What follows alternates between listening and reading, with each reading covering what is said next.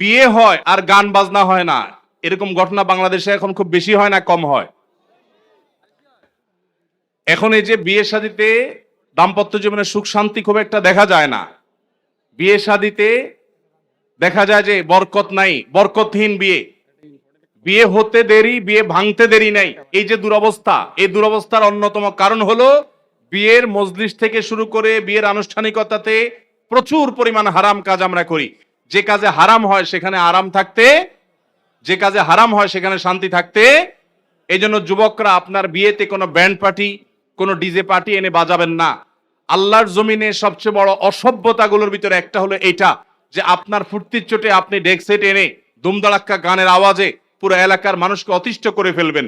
সবার বদদোয়া আপনার বিয়ের জন্য আসবে, আপনার বিয়ের প্রতি আসবে, সেই বিয়েতে কখনো বরকত আসতে পারে না। আপনার গান শুনতে মনে চাইছে, হেডফোন দিয়ে গান শুনতে শুনতে আপনি জাহান্নামে চলে যান, হারামে লিপ্ত হন, সেটা আপনার ব্যাপার। কিন্তু আপনার গান শুনতে আমাকে, আশপাশের সব মানুষকে বাধ্য করতে আপনি পারেন না। এটা বর্বরতা, এটা অসভ্যতা। যুবকরা আমাদের বিয়েতে এরকম অযৌক্তিক কোনো কর্মকাণ্ড যেন না হয়, ওয়াদা করতে হবে। ঠিক আছে তো ইনশাআল্লাহ? আমরা আমাদের বিয়েতে কোনো গান বাজনা করতে দিব না। অনেক যুবকরা আছে বলে, হুজুর আমি তো করতে চাই না, ভাগিনা ভাগ্নিরা চায়, ভাতিজা ভাতিরা চায়, ছোট বাচ্চারা চায়।